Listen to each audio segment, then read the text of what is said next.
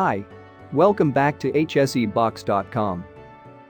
In this video, we will address the 10 most frequently asked questions and answers for the safety professional job interview. We hope this will help you in your next interview, and we wish you good luck. You should pay attention to the question number 1 and 7. The answer is just an example, and your answer should reflect your experience. So, let's get started. Question number 1. Tell me about yourself. My name is Marcus. I have a bachelor's degree in civil engineering as well as a master's in health and safety. I start my career as a safety professional back in 2008, and since then I have worked in several different projects just like buildings, bridge, and other infrastructures. At this moment I just complete my assignment in the construction company XPTO, where I worked for the last 3 years as a safety manager. Question number 2. What is a health and safety management system and why is it important? A safety management system is a series of policies and procedures organizations use to reduce accidents and illnesses among employees. According to OSHA, effective safety and health management systems have proven to be a decisive factor in reducing the extent and severity of work-related injuries and illnesses. That's why it's important to have a management system in place within the organization. Question number 3. What would you do the first week on the job? During my first week, I will conduct a thorough inspection of the facilities under my responsibility, getting to know the managers and personnel at those facilities, and examining the company's safety record to identify any trends or patterns that need to be addressed quickly, as well as to read and understand the company's health, safety and environmental manual and procedures in place. Question number 4. Explain what is the hierarchy of hazards controls? Hierarchy of hazard control is a system used in industry to minimize or eliminate exposure to hazards. The hazard controls in the hierarchy are: elimination. Physically remove the hazard is the most effective hazard control. For example, if employees must work high above the ground, the hazard can be eliminated by moving the piece they are working on to ground level to eliminate the need to work at heights. Substitution.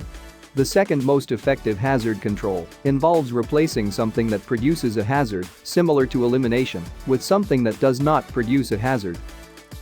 Engineering controls. The third most effective means of controlling hazards is engineered controls. These do not eliminate hazards, but rather isolate people from hazards. For example, providing a guardrail in an excavation. Administrative controls are changes to the way people work. Examples of administrative controls include procedure changes, employee training, and installation of signs and warning labels. This is not so effective as the other controls. Personal protective equipment.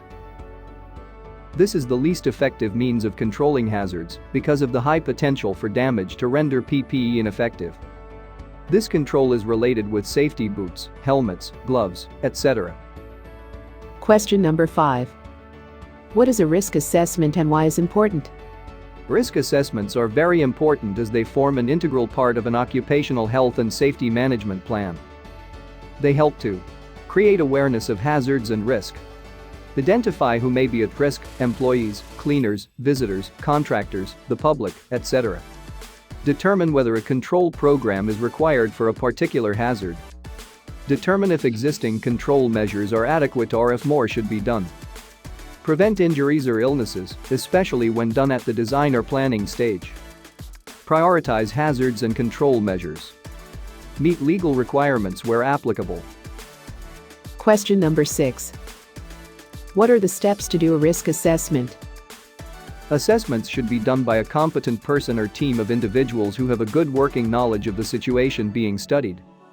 In general, to do an assessment, first we should identify hazards.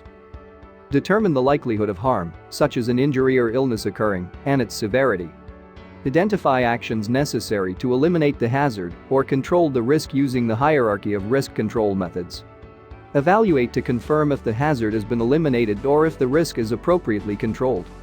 Monitor to make sure the control continues to be effective. Keep any documents or records that may be necessary. Question number 7.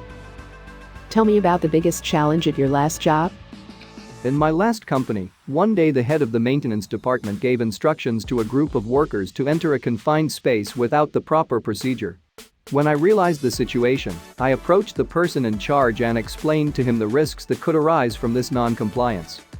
Naturally, he started to argue that he did not have time to fill out papers.